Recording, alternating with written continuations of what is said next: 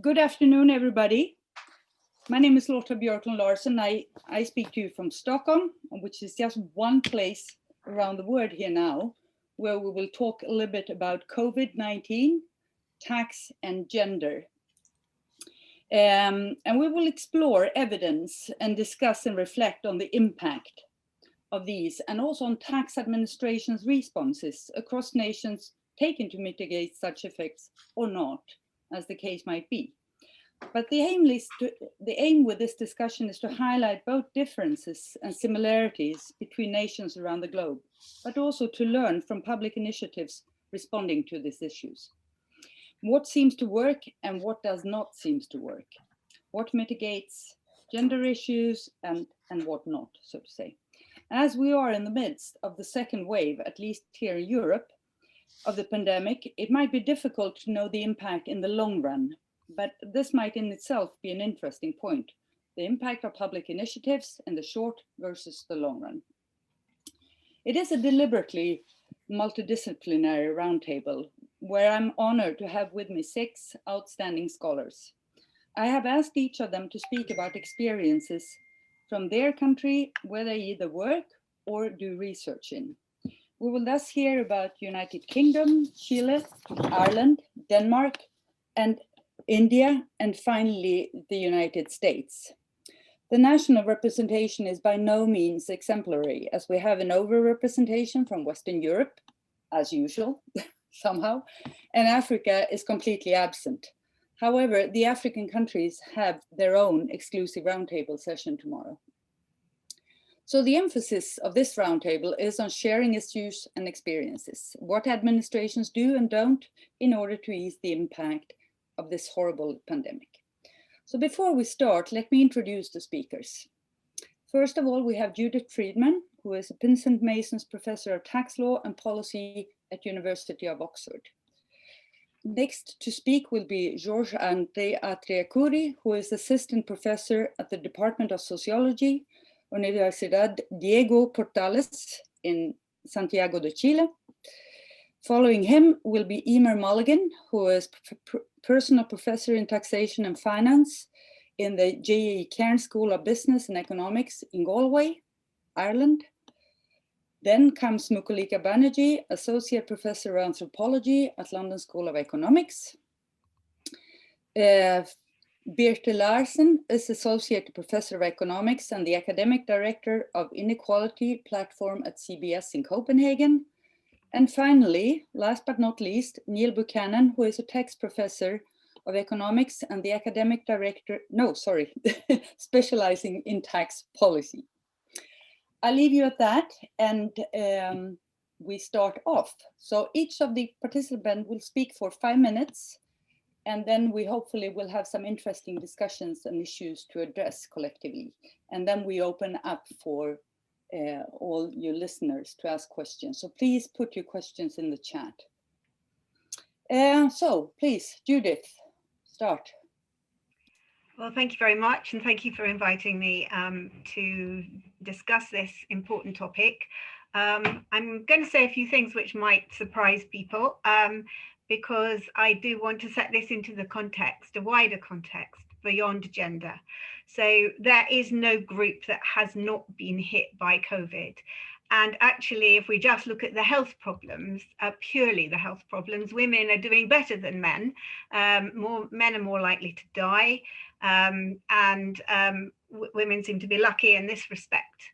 There are also indications that some ethnic groups are doing a lot worse than others. So if you're a white woman, you are already quite lucky and privileged in this environment. And I think we need to be aware of that because my timeline is full of complaints from women, from fellow academics about the difficulties that they've had over childcare and so on. And I think it's very important for us to remember that we are really lucky. We have as academics, we have jobs that pay. Some of us have fixed term contracts and that's not so good, but many of us have long-term contracts. And so I think we should not be too vocal about the problems of women when we think about this in the wider context. And I'm talking about women rather than gender, because I think most of the research that has been done has been looking at women rather than any other wider question. So women are suffering, and the women who are suffering most are the women who were already suffering because they were already, they had pre-existing inequalities. Obviously, those on short-term contracts in the retail and hospitality industries are more likely to lose their jobs, are more likely to have reduced income. But as Alison Wolfe has shown in her book, The X Factor, some women have become far more equal to men than other women. And so what the pandemic is doing is exacerbating existing inequalities, and those include inequalities between women of different classes and different educational backgrounds. So all inequalities that existed before are being exacerbated.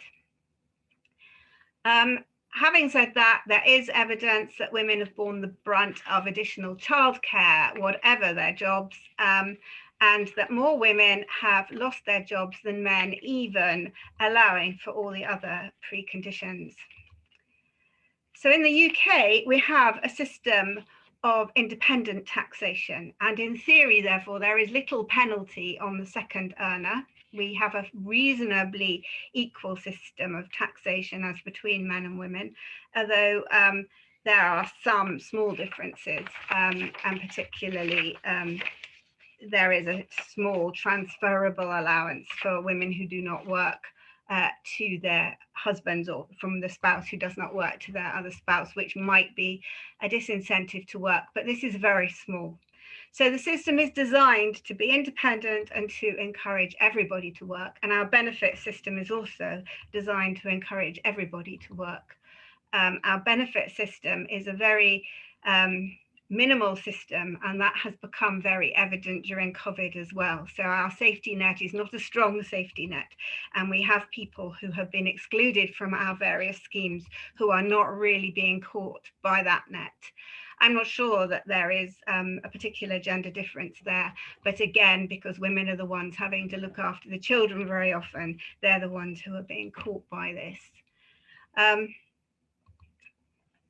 Other than that, I've really relied heavily on the work of Abby Adams-Prassel, who is a colleague of mine at Oxford, but has written a really interesting article in the Journal of Public Economics in September 2020. And she and her colleagues looked at data from the UK, the USA, and Germany.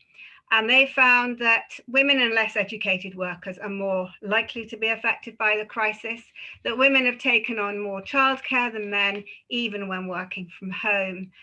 And that 5%, that women in the UK are 5% more likely to have lost their jobs than men. That is not fully accounted for by the differences in types of jobs which men and women have, and therefore must, it seems logically, be accounted for by the childcare burden. So the lessons for this, for us, from a policy point of view, the government has taken away the lesson that it's very important to keep the schools open and to keep childcare facilities open in order to get the economy going again. They have perhaps taken this a little bit too far, as they're now taking schools to court for trying to close because they have so much COVID in them, and that perhaps is just being taking it too far. But certainly parents want the schools to be kept open, and women in particular. One of the problems we had in terms of design of our scheme was that our furlough scheme, which was designed to help those who were in employment but who could not be,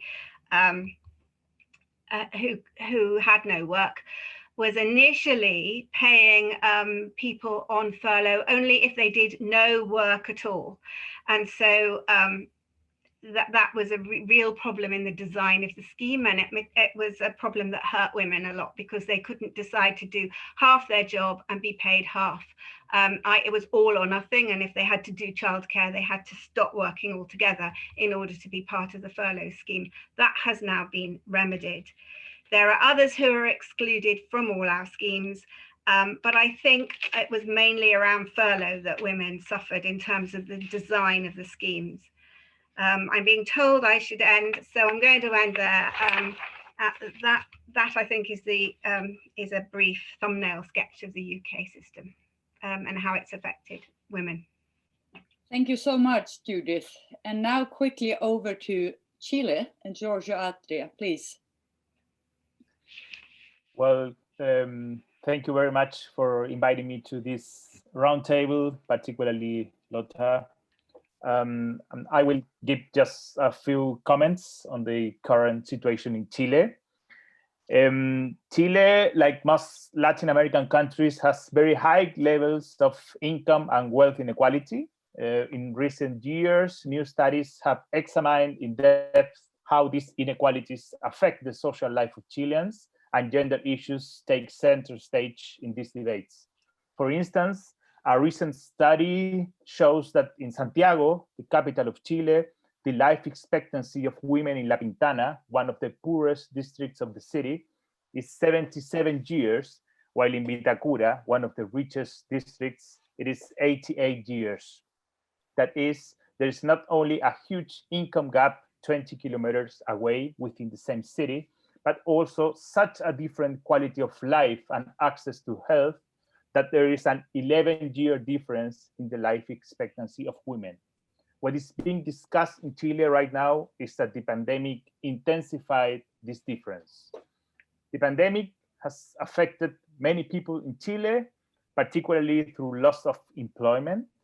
This has led to a sharp increase in informality and vulnerability.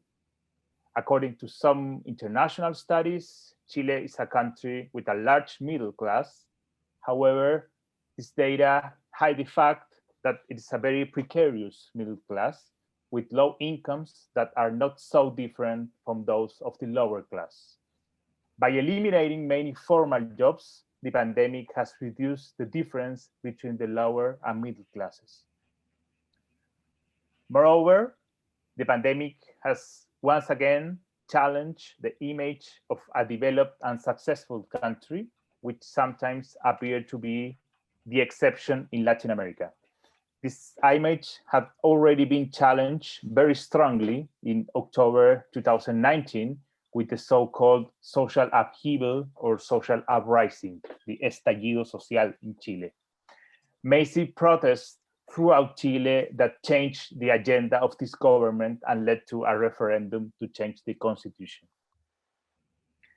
Official data shows that to face the pandemic, Chile has spent high amounts of money in international comparison.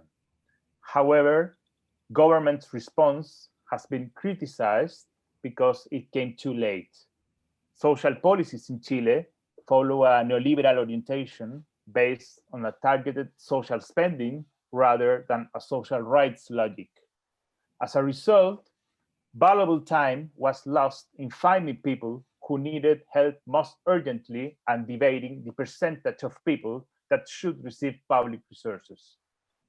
The consequences have been so harsh that they are exemplified in two cases. First, the return of the common pots, community organizations led mostly by women who collect income from each other to provide free food to people in their neighborhoods. This type of organization became well known during the military dictatorship in the 70s and 80s. Second, two emergency laws have been passed in Chile to withdraw part of the pension savings in the last 6 months. Pensions in Chile are almost entirely individual savings and are very low for a large part of Chileans, especially women. Although most of the political class agrees that the withdrawal of pension is a very bad policy, there is a consensus that these withdrawals had to be approved because of the critical situation that thousands of people are experiencing. Chile has a regressive tax system where indirect taxes collect more than direct taxes, and it's very hard to tax the rich due to tax expenditures and enforcement problems. In addition, unlike many countries, there are implicit tax biases that affect the woman negatively. During this pandemic, tax relief measures have been created, which are basically VAT reductions or tax deferrals. Second, there has been a debate about introducing a wealth tax, which, however, will hardly be approved in Congress, and the tax administration has also claimed that it's very complex to enforce. Third, there has been criticism that economic and tax policy systematically harms women, but this is an emerging debate in a country that has a weak tax consciousness, where many people do not even know that they are paying VAT on every purchase. Although Chile is considered a strong state in Latin America, a relatively low tax burden and a weakly redistributive fiscal policy still leave many challenges to tackle inequalities in general and the systematic disadvantage of women in particular. Thank you very much. Thank you, Jorge. It's already now we can see how the inequalities really exacerbate around the world here for women. So please, I pass on to Emer.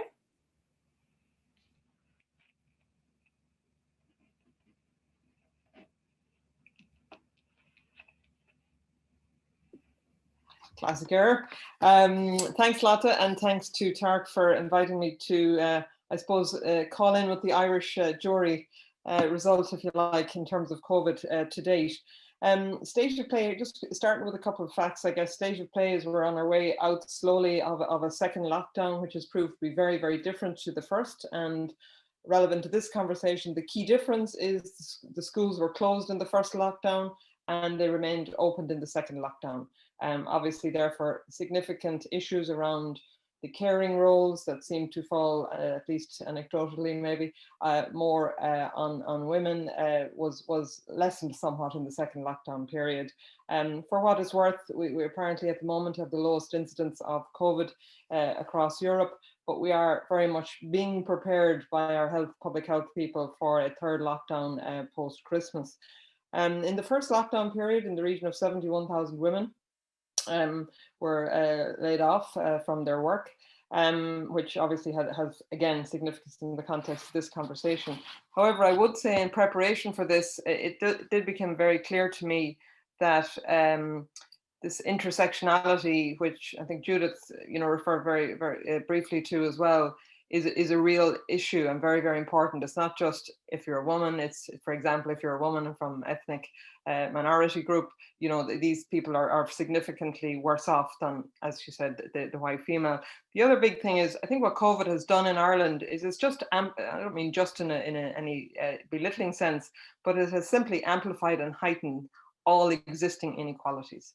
And I think from a policy point of view, the question is which of these, there's a lot of issues now lining up, for the post-COVID era. And I think in terms of public debate, which I looked at around this to see the depth of discussion, it's almost like distasteful to get into any of these kinds of debates in the middle of a pandemic, if you like, right? So I think the timing of debate and the need for policy change and recommendation, almost that's for later, if you like. In terms of the kind of issues that have arisen in Ireland, very similar, particularly, I guess, to the UK, so no need to re-emphasize them as such, but certainly in terms of the caring roles, whether that's for children or indeed for elderly. And the big issue around the elderly in Ireland has been quite a few nursing homes got badly hit with COVID, and that meant that people who were considering going into a nursing home held back. That decision has been postponed, and the reality is in Ireland, the implications of that have resulted in more caring for daughters rather than sons of those who might have been going into nursing homes.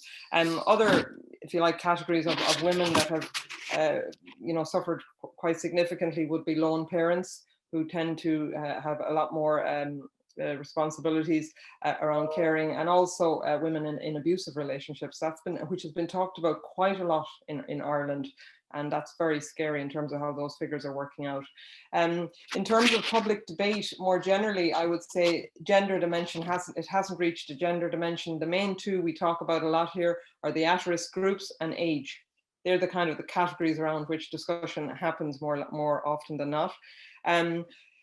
Quite concerning, I suppose, is the International Labour Organization have already warned that COVID-19 could wipe out what they referred to as the modest progress already made around some of the gender inequality type of issues. And indeed, I know some experts in this area are calling for a revisiting of the whole, what they're calling a care infrastructure needs to be developed, which would be cross policy areas, and taxation would be very central to that. So maybe that's something that we could come up with later in the discussion. Ireland have been very active in many I guess initiatives, we could call them, being rolled out substantively by the revenue, because it's become very clear that the revenue is one of the strongest public sector and well organized administrations in Ireland to roll out things that even sometimes aren't directly tax related, but they've got the systems in place, and in a pandemic they've been asked to step in, as it were. But some of them are very tax orientated, and maybe in the detailed conversation, Lotta, I might get a chance to coming back to some of them, like pandemic unemployment schemes and tax wage subsidy schemes, some of which were extremely generous and rolled out very, very quickly, and indeed did end up being abused, and knowingly being abused very early on. But policymakers said, look, we don't have time to deal with it almost. Let's just make sure people have money in their pockets. If other people got money they didn't necessarily deserve, if you like, or weren't as worthy, that was also pushed down for another day. I think a lot of that has been sorted at this stage, but I would say they struggled in Ireland very much initially with communications around these initiatives, because as we know, as tax people particularly, communication around tax issues is very difficult once it gets into the public arena. So that has been a challenge. We've never heard tax being talked about so much in Ireland, other than obviously the multinational context. This was something different. Again, neither probably what tax people would like, obviously. A couple of things the revenue did as well here: extended tax filing deadlines, etc., which wasn't particularly welcomed by some of the advisory companies, because it just pushed the pressure points down the line. So unless other subsequent deadlines get changed, that was of little use. Also, there were a significant range of business loan arrangements put in place. Government worked very closely with banks, for example, to ensure deferral of payments, etc. So that first lockdown period, there were just a plethora of initiatives, some of which were tax, but very much economic and finance related. I have some other points, Lotta, but I can leave it at that for now, because I do believe my 5 minutes are probably up. Okay. Thank you, Emer. Fascinating. We move on to India then. So Mukulika, please. Thank you very much. Thanks for the invitation. India is a completely different story in many ways, but we need to, and I'm glad we're considering it. It's a large and emerging economy. As we know, it's the 5th largest economy in the world. It's got a third of the world's population living in it. Huge potential for growth, but the last 4 or 5 years have been particularly bad in its economic performance. There's been rising inequality and very significant caste and gender gaps. It also has a very large tax gap. So the tax to GDP ratio in India is 10.7%, which is about a third less than a third of an average, say, OECD country. Now, we don't know the reason for this tax gap, but it's worth just paying attention for a minute on the nature of the economy itself. The total workforce is considered to be about 500 million, 3/4 of whom are self-employed or casual laborers with no security of income or employment, and no employment or benefits such as paid leave, healthcare, social security, that are in, even those who are in proper jobs. Migrant workers, who will be quite an important part of the story I'm about to tell, are about 1/5 of the total workforce, so about 100 million people. In urban areas, casual workers are about 30% of the total population, which is about 15 to 20% of the urban workforce. Now, COVID, as the Economist observed, made India's economy suffer even more than most as a result of the government's measures. What were the measures? On the 25th of March this year, the government, the central government, it's a politically federated system of 29 states, but the central government is very strong, doesn't really pay much attention to political federalism. It announced a lockdown at 4 hours' notice. Now, this vast migrant population that we're talking about, completely devoid of safety nets, and they had, surveys showed they had an average of 2 days of food rations, basically just started this huge exodus of reverse migration back to the villages, the rural areas from where they came. No infrastructure was provided. It was as if they did not exist. So literally people were walking home. Trains were not put on by the government until May. So you can imagine there were about 5 or 6 weeks when the highways in India were full of this working population walking home. This estimate of people of this first wave of reverse migration is about 15 to 30 million people. The strictness of the lockdown, where you cut down on transport and so on, it was, according to the Blavatnik Schools Index, it's basically 100% on that index value. So there's a near complete shutdown of economic activity. And the impact of this on women has been disproportionately high. And I'm drawing on the work of Ashwini Deshpande and Radhika Kapoor, who've been working on women's female labor participation ratios even before COVID, so they could actually say something sensible about it. 8 months after COVID-19 lockdown was imposed, 13% fewer women than a year ago were employed or looking for jobs, compared to 2% fewer men, data shows. Urban women had the deepest losses.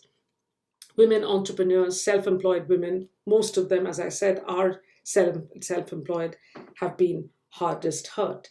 Now, it's worth remembering that between 2004-5, say, and 17-18, there were huge gaps in female labor participation ratios anyway, and this has been persistent and precipitously low. It's been falling steadily, and this is why we've had all this research, not that much research, but some research from Deshpande and others on why this is the case. So because of the pandemic, the women have been affected the most. And this is not just because of increased care work, it's also because of entitlement, where the unemployment rate is high. Men get prioritized for jobs because they are seen as breadwinners, women as homemakers. In times of economic prosperity, women are hired last, and during a crisis, they're fired first, and they're the last to be hired. So really, to wrap up my story, it's not been gender neutral, as is emerging from other contexts as well. And part of the reason draws from what was pre-existing conditions, but also because of the circumstances in which the pandemic was handled. Thank you. Thank you so much, Mukulika. I'm sorry for you heard my signal there, all of you. Then we move on. And next in place, we'll go to Denmark. And as Emer says, this sounds like a European music contestation, but it's not. It's much more serious. And it's like you said, Mukulika, it's unimaginable to just recognize or think about the amount of people that had to just drastically change their lives. And the way that we are complaining a little bit in the Western countries is like, yeah, it's nothing. But please, Birthe. Yeah, I agree with that. That was a very nice starting point. Because definitely, of course, I'm going now to say about some places where I think it's been difficult for women during the last almost a year. But compared to other countries, I think we are definitely much better off. I think also, as one of you stated, in terms of migration, I think it's really the immigrants in Denmark who are suffering the most, because those are the ones who are in general in temporary positions. And these furloughing schemes, which we have had in Denmark, like in many other countries, it's generally, they're generally mainly used for those who are more permanent jobs, of course, because those who are in temporary jobs you can just easily fire those people. So I think in general, it's the immigrants who have suffered here. And I think there was, for the last couple of years, there's been an integration process with respect to immigrants. And I think this one has actually stopped recently, and that is a pity. I think in general, if you look about men and women, then before the crisis, the unemployment rate for men and women were almost the same, almost identical. Denmark is a country with very low unemployment, and these rates and also the labor force participation rates are very similar for men and women. The increase in unemployment have also been very, very similar for men and women during the pandemic, a little bit higher for women than men, but they are very, very close still.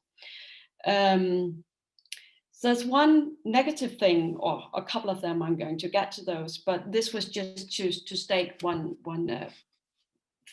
place where there's not a big difference between men and women. And I'll get back to why I think that's the case. Domestic violence, that's one of the places where we can see there's been an increase. Domestic violence is mainly something which happens to women, even though we also have cases with men, but there's been an increase in domestic violence.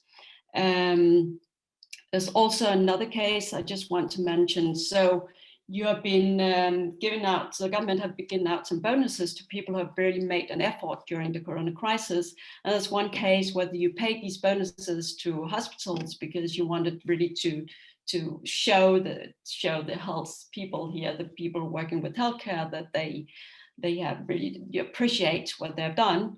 And those bonuses have mainly been given to people in the leading positions, which are mainly men, and the nurses, which are mainly women, and the doctors, which are half men, half women. They have not received anything. And these are the ones who have really been working hard, super stressful, being exposed to the virus, and actually have become sick. And so that's quite interesting to think about. I think one of the reasons why it has not been so harmful for women compared to for men is that you actually kept the schools open almost all the time. So there was a 1 month, March, April, half March, most of April, where there was a very strict lockdown and schools were closed, daycare centers were closed, kindergartens were closed in the whole country. But they opened up for the small kids, so daycare centers, kindergartens, and school for the small kids, very after about a month and a half. And I think that's been very important, because if it is the case that it's mainly the women taking care of the kids when you have to stay at home, then it's super stressful for a lot of women. They have to do both the primary job which they're paid for, and then also to take care of the kids and homeschool them and so forth. You also might experience some people getting more stress if they have to do both. So I think that's one place where you can argue that that has been beneficial. Another issue is that you have spent a lot of money on government aid. So there's both been the furloughing schemes, and I have a research project where we can see that these 8 packages, they have saved 81,000 jobs during the pandemic, and that we have to compare with the 100,000 unemployed people before the crisis. So it's a huge amount of workers, of jobs you have saved due to these government aid programs. And that's important in terms of the income in the family, and in terms of avoiding risk. And therefore it might have been helpful in terms of keeping the balance in families, so that risk of domestic violence and so forth have been much lower. What you can see in Denmark is also, and that's what we ask in the survey we're sending out to firms in the beginning of the pandemic, is that it is the firms most in need of the programs who really are taking up this government aid. And that's of course it's quite nice to know, if you want to think about, you spend so much money on these government aid programs, that it's actually the firms most in need which have used these programs, and also that they have actually saved jobs, which I guess, which is also super, super important. So one of the other options more related to taxes is one of the other, I talked about the furloughing schemes, but there's also been a postponement of VAT, for example. There's been some aid for whatever you have a fixed cost you need to pay from the firm's point of view. There we can't see that has really helped a lot of workers from being fired or avoided some firings, but it might be that that you have actually it had prevented some bankruptcies. So yeah. Okay, I spent my 5 minutes, it seems. Thank you, Birthe. And then finally to Neil Buchanan. We made the introduction before you were able to join us, Neil, but please go ahead. Thank you.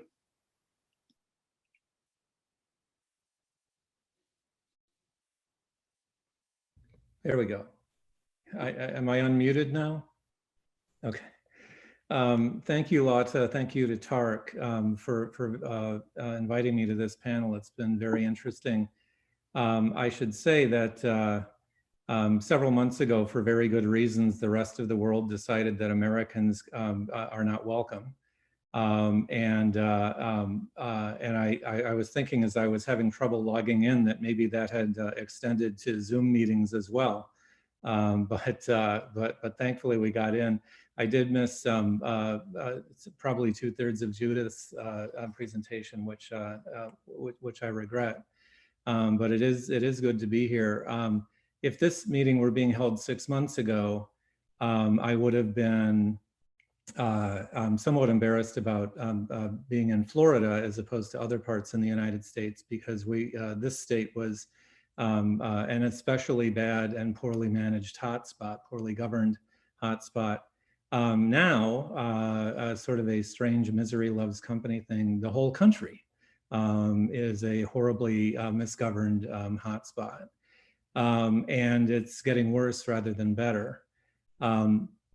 And so thinking about how this has affected women in particular, the themes are the same, but as it is the habit of the United States, we do everything more and usually more badly than everybody else. And so the problem is that our starting point in terms of the legal structures protecting women are so minimal that everything that was going to hit extra hard on women, and especially poorer women, but not just poorer women, as I'll discuss in a minute. We don't have a universal healthcare system, as most of you know. Something like 15 or 20% of the population has either no access to, well, the only access they have to healthcare is either by paying out of pocket for radically overpriced services, or by essentially showing up as a can't pay person at an emergency room. That's in normal times, right? So we do not have a guaranteed paid sick leave for anyone. That's provided at will by the employer. The closest thing we have to family leave is a now decades old law that was controversial at the time, called the Family and Medical Leave Act, which merely guaranteed that women could be given maternity or family leave unpaid for a certain number of months. I think it's no more than 6. And the protections for retaliation or career slowdown for women who actually dared to take family or medical leave, those protections were essentially minimal, so that even once that law became available, the culture was still among working new mothers was essentially to say, I just have to get back into the workforce as quickly as possible. Now, of course, for a while, the big issue was, by a while, I mean the first couple of months of the pandemic, the big issue was that we had a huge spike in unemployment because we were putting the economy into a coma on purpose. We didn't do what we were supposed to do while it was in the coma, so the economy has been stumbling along ever since. But the people who are lucky enough to have jobs are still in the position where they don't have any of the protections that I think most other, certainly European countries, take for granted. And all of the sort of retrograde sexist attitudes that permeate a large part of society, and even the people who, and the families who consider themselves more enlightened, continue to show up. So that we've been seeing article after article about how lower middle class and middle class working women, whether or not there's a man in the house, are suffering enormously because they have to work if they have a job. They probably don't have adequate protection against the disease. And they, and you know, in a lot of cases, the schools are closed, and so the children are home.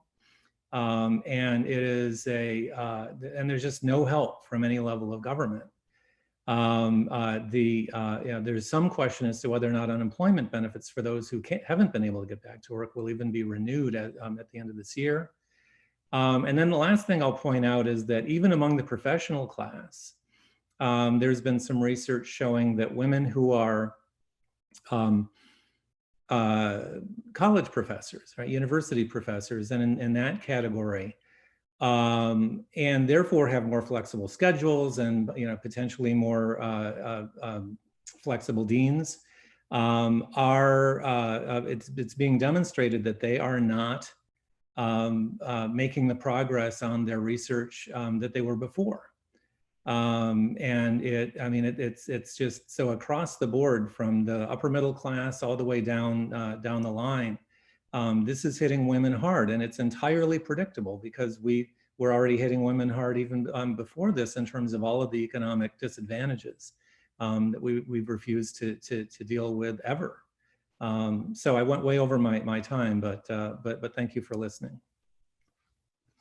Thank you all so much for your very interesting input here now.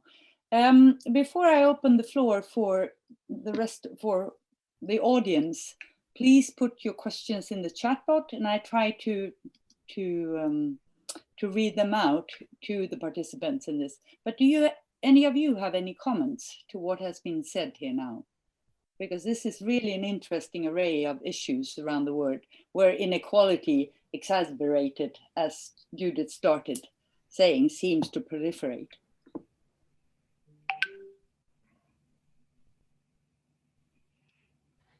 Yes, please, Judith.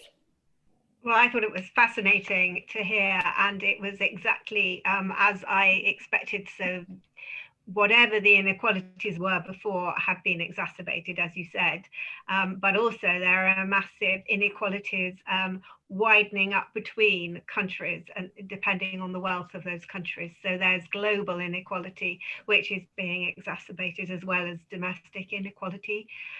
All that will have an impact on women, but the impact is far greater than an impact on women, and is seriously worrying when we hear about the state in which people are going to be left once the pandemic is over.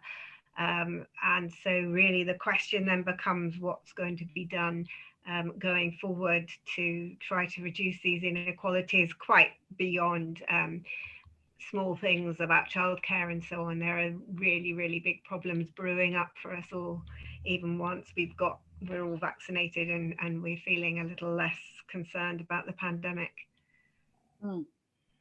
Jorge, you raised your hand. Would you like to add something to the point that Judith raised? You're muted. I have just a different question actually for Mukulika, but maybe I can make it later. Oh, but please go ahead. I found very interesting and complicated the problem of this situation of urban-rural migration.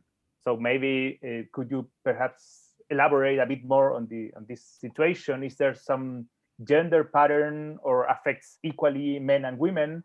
Are there differences between regions in terms of economic policy or available care infrastructure, or there is a similar situation in the context of the pandemic that has led to people working home all over the country? And related to this question, are there differences in terms of how the regions have reacted to this situation?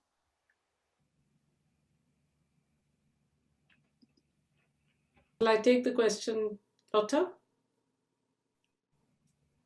Do you want me to answer? This is the question, really, that there is a huge amount of rural to urban migration, the construction boom, the sort of shining India's growth rates, etc., has been built literally on the blood and sweat of these internal migrants. So when we talk about migrants in India, they are entirely internal migrants, and they're all Indian citizens with equal rights, which has been completely forgotten. So slightly different to the issue of immigration, say in the US or indeed in Europe. There has been a discernible pattern. There are some states of the 29 states that are the largest exporters of migrant labor because they've had the fewest opportunities. So we saw in tracking these journeys that there were 3 or 4 states in the east of India, for instance, Bihar, Chhattisgarh, Jharkhand, where the migrants were mostly drawn from, but they were very far away from the urban centers of Delhi and Bombay, for instance, where they were working. So these are vast distances that had to be traversed across the country with numerous people dying on the way. The receiving states' attitude to migrants, Kerala, one of the most prosperous states in India in the south, has a huge migrant population to the Gulf countries in the Middle East. The manner in which they managed the pandemic in receiving their return migrants as well as in their domestic population was exemplary. It had, by the way, since it's a panel on gender, their health minister is a woman who's become the poster girl for public policy in many ways. People need her, have been asking her for advice. And they were exemplary in how they managed it, which sort of went to show that there's a question around digitization in the chat window. And there was a use of technology there, which was done without violation of democratic rights, which is what we've seen elsewhere in the world. The pandemic has allowed an opportunity to quite systematically infringe on people's democratic freedoms. But the fact that it can be done differently was shown by Kerala. Just one final point on the gender implication of this. Just looking at the visuals, and I'm using this data bank of about 200 interviews done by the only journalist in India, the only journalist who happens to be a woman. She was the only one on the highways talking to these migrants. So we have these 200 interviews. So I'm sort of working with that material now, analyzing it. There were lots of women walking back. So the migrant labor is as female. But of course, there are more men who outmigrate, which has led to greater feminization of agriculture in many places where the populations have originally come from. This is one of those hidden stories of Indian farming, which rarely gets told. And farming is important in India. It's 60% of the economy.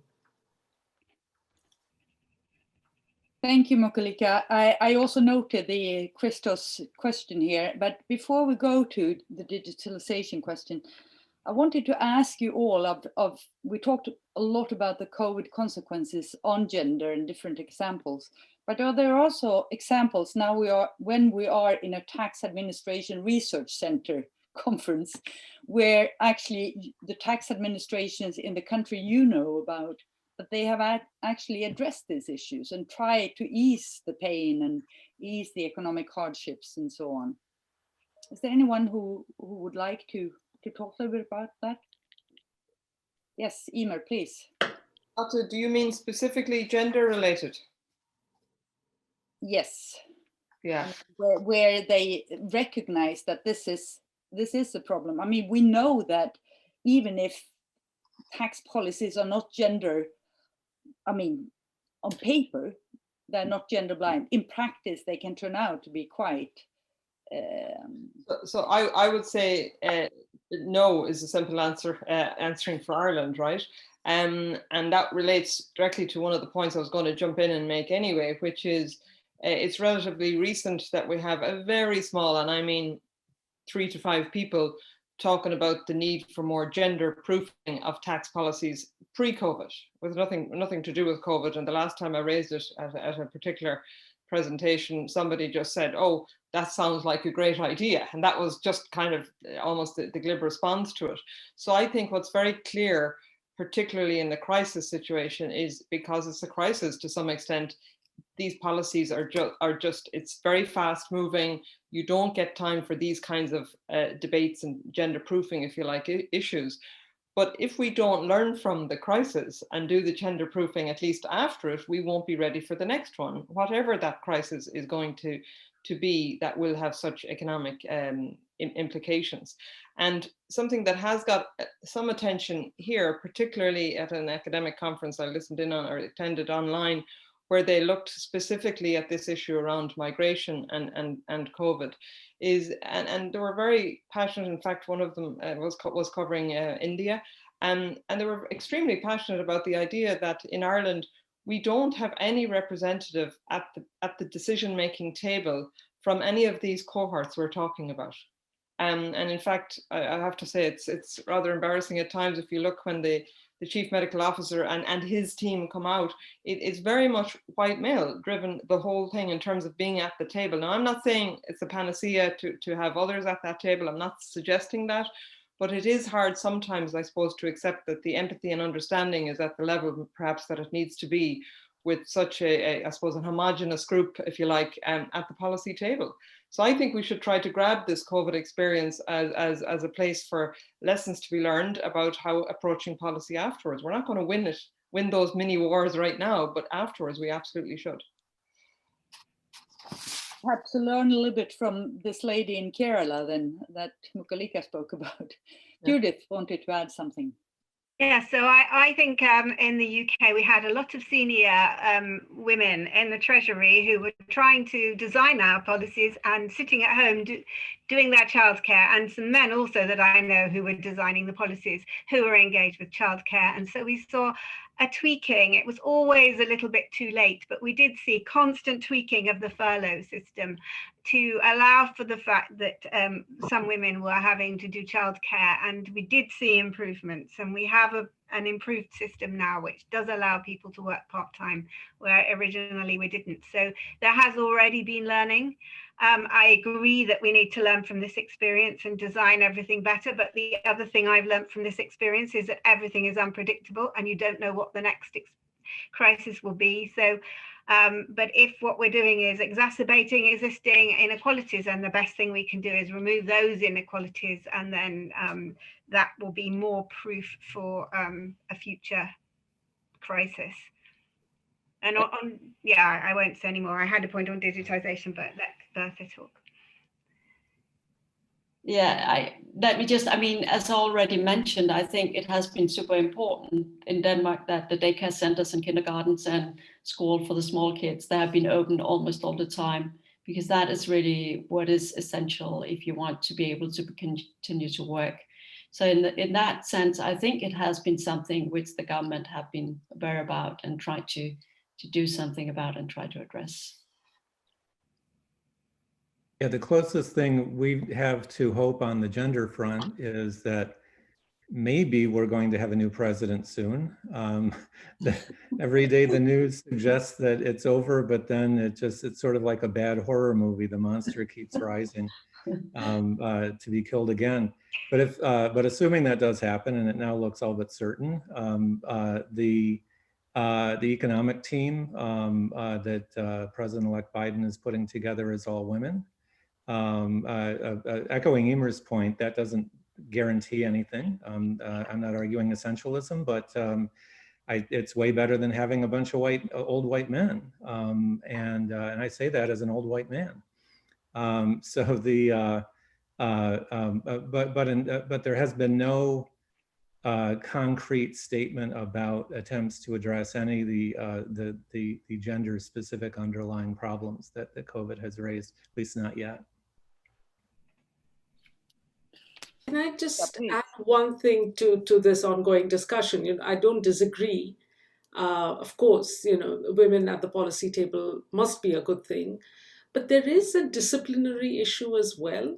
I mean, you know, when we are saying that, oh, it's not about essentialism, what do we mean by that? If, you know, men or women, how they're thinking about work and labor and care, if they are trained to think about these in a gender neutral way, in a non-political way, without understanding that individuals are actually not atomized agents, but part of networks of relationships between others, that public policy, as we saw with the pandemic and self-isolation issues coming up, that networks and communities are important.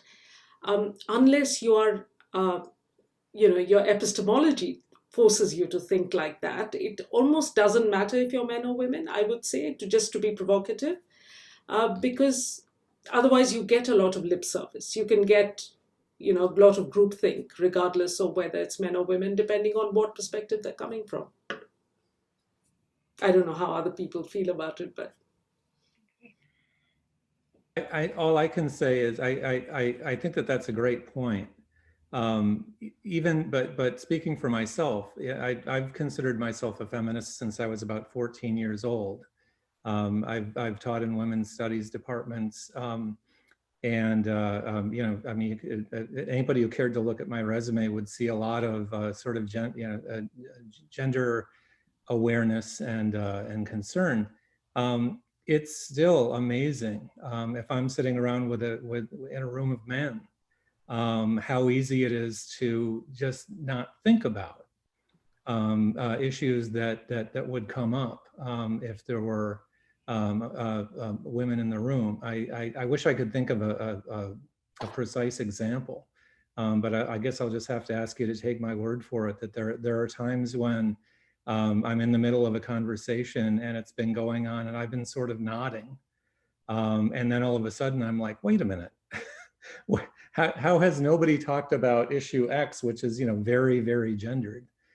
So that's not to disagree with Mukulika, but to say that there is a, in addition to what she describes, there is a sort of danger of homogeneity, especially homogeneity of people who think of themselves as the norm.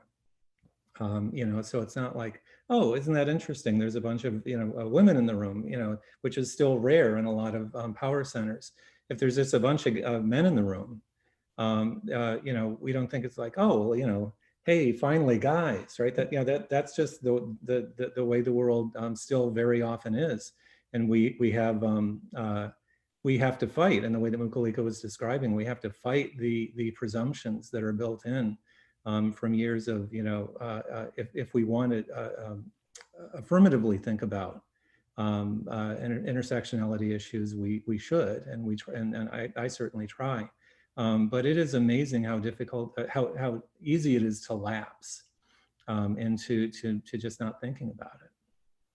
And I would like to add to that, also a little bit picking up on what I think you tried to make a point on, Mukulika, is not only gender, but also when you come in, from which discipline you approach taxation in this case, right? Which issues we raise. If we do it as a gender issue, or if we do it from an economic point of view, or from a legal perspective, or as Mukulika and I are, anthropologists, or Jorge, sociologists. I mean, we raise different points, but we might also be excluded or included due to that. And that is of course a much broader question, but it might put the highlight of what this, you know, this horrible pandemic has done to us. And I would like to, well, if no one wants to comment on that one, I would like to comment on that. Okay, please. Because I'm like the economist here, right? Yeah, please. And I'm used to being excused of we economists, we look at the world in a different way. And so I think actually the last 10 years, I think a lot of things have changed a lot. I think we tend to learn a lot from one another. I think economists tend to listen a lot to psychologists, sociologists, anthropologists, lawyers, whatever. I mean, I think I don't think the difference between the disciplines, which we would have seen like only a few years back, we see that to such a great extent. And why I truly believe it's super important to listen to one another. It's not the same as that you should forget completely and just disregard whatever you've done, but just to listen. Emer, Just jump in there, Birthe. I would agree in academia, but in public discourse, certainly on our TV screens here, you know, when it comes to questions of tax, social welfare, what have you, it is really substantially the domain experts that are called upon for their perspective. So it's like, well, if you don't know how the tax rules work or whatever, what are you doing on this? And in fact, they wouldn't even go to university and ask in Ireland an anthropologist to come on with a perspective on tax. It just actually wouldn't happen. So in the public discourse, I would say we still, in Ireland, certainly have a way to go in terms of getting non-domain experts, if you like. Yeah, but I also think it's more important that we in our field listen to one another. I think that's actually probably the most important thing. So in order to, in our research, to take into account what you also learn in other. Yeah, I agree totally. Yeah. Could I come in and say something about the digitization question? I'm not quite sure what Christos is referring to, but one topic that's come up a lot anyway in the UK is whether home working is here to stay as a result of digitization. And it has been put to me sometimes with my hat on as the head of running Women in Law in Oxford. This is a wonderful move for women because they will all be able to work at home and they won't have to go to, and this is terrible, actually. I mean, I think that this is clearly something that's being discussed by men and not women, because most women I know want to go back to the workplace because if they're at home, they're going to end up having to do their work and look after the children, and they'll be expected to bake cakes for the school fair and everything else on top and become superwoman. So I'm not sure that working from home is going to be everything that people are saying it is to help women into the workplace. I think, in fact, it might make them second-class citizens, and I'm quite worried about that. I completely agree with Judith. And then Birthe. No, I just want to say that I agree. I'm also super concerned, a little bit like going back to, I grew up in a countryside on a farm, and my parents, they would like work and take care of the kids, but it's just a completely different world. And it definitely is going to move us back to some gender issues where we all started many years back. I agree. Neil? Yeah, it's interesting. I think what Judith says is right. And if there are any sort of positive things, you know, little silver linings that can come out of this crisis, I think that there's a lot of people are having the reaction that what sounded cool, like, oh, I don't have to commute anymore, and I don't have, you know, and I don't have to go to Christmas parties with workers who I dislike, you know, all those things that sounded so good. As time went on, people are suddenly realizing, even beyond the gendered stuff, which is the most important part. I mean, for example, there's long been a trend in the U.S. Higher education trying to convince us that the old model of lecturing in a lecture hall with people in person is going away. You know, but this story has been going on for decades. As soon as there were televisions, oh, you could, you know, do it by television. And it remained. And what I found here at University of Florida is that the students, female and male students, hate the remote learning, right? I mean, they're desperate to get back in the classroom. And I think the professors are as well. And so, you know, whereas we could have had a sort of slow slide into a less effective teaching method, this actually sort of gave us this acid bath, and everybody, you know, sort of went in and said, oh, this isn't so bad. Oh, wait, this is bad. Oh, this is terrible. And so I think that the snapback from this might actually push us in a better direction. At least I'm trying to be more optimistic these days. So that's my optimism. Is there someone who disagrees here? I would like some opposite. I think it must depend if you have to commute in a big city or not, and to have some choice over whether you can have more creative work arrangements. I mean, I teach at LSE, and this year we were still teaching on campus. We were doing small group teaching on campus in large lecture theatres for social distancing, and did the lectures online, which could be recorded at leisure, and the students could watch them at leisure. More importantly, it wasn't a bad compromise solution because you got the buzz of the classroom. And I have to say, I did conserve a lot of energy in a very challenging year by not commuting in every day and commuting in only for the days when I was seeing students in person. So I'm pushing back, Lotta, because you asked somebody to push back, so I pushed back. Thank you, I welcome that. Christos also, he commented here, agreeing with Judith, but it's not only about only women staying at home. And I read something interesting. There is a group in the UK, Women's Budget Group, that proposes something they call a caring economy, which is basically, I'm not saying pushing back or going back to what Birthe and Neil and Judith refer to of sort of less equality, but a different way of thinking about who does what in the economy, and also how much time we spend at work and all that, which I think COVID in an interesting way, if one would say something positive about this horrible pandemic, has questioned, is there different ways we can work and different ways we can also spend more time with our kids or do things differently in some way. And I found that the proposal of caring economy that puts the people and the planet first. So there it sort of also attached is to this climate change, which might even be much, much, much bigger and worse problem than the pandemic has been. Emer. Yeah, I think that's an interesting idea, and certainly it's a way of looking at it, but I think we shouldn't, and I'm not suggesting anyone is, suggesting that we forget all the people who are in work that cannot transport home.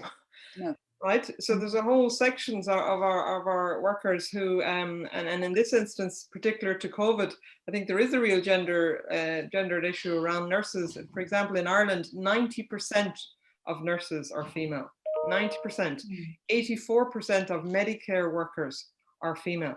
So apart from the thing of being COVID related and therefore they're at medical risk, it's also the fact you obviously can't move home with that work. But I wouldn't forget either, in Ireland we've had significant negative experiences by males, particularly working in meat factories, for example. So I think in the gender debate, there are groups of particularly, again, it is lower socioeconomic, unfortunately, and this had a particularly negative impact. Yet another, you talked about intersectionality, or a couple of us did earlier. This particularly affected migrant workers a lot as well. So you had migrant workers, male, working in meat factories, then being laid off en masse, and then sent back to their accommodations, which were overcrowded. It was just this circle of madness for a while here, particularly. So that's something, just giving it from and something that particularly impacted males as opposed to females. Thanks for making that point, because it's what we talk about is largely also sort of like a privileged problem in some way of staying at home. But the point this proposals for the caring economy did was that they said after the devastating Second World War, then the British welfare society, that was a seed for that, to really transform the society or societal economy, if you like. And if the pandemic can, I think it was you who said that earlier, Emer, that we should race to this opportunity and really address things, right? And learn from what this has happened, because next time around it might be even worse. Perhaps it was someone else.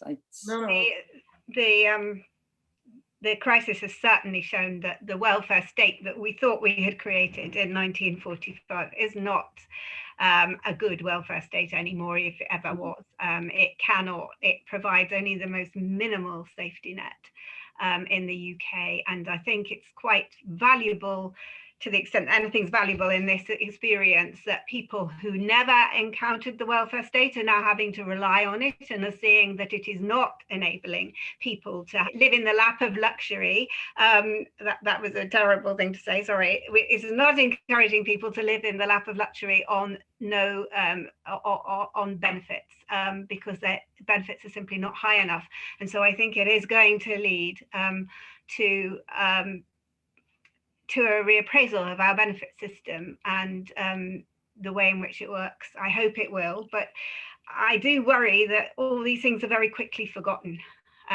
You know, we are all saying this is a terrible crisis and now we're going to learn lessons from it. But we even saw over the summer people forgetting, and now we're back in the second wave and people are remembering again. And I just wonder how long people are really going to remember this, or whether they're all going to want to get back and say the economy's got to get going and we don't want to put more money into welfare and we don't want to have a more caring society because we've all got to get the economy boosted, and this could easily be forgotten. So I agree with Emma that we've got to make sure it isn't forgotten, but I don't think it's going to be as easy as perhaps we would hope.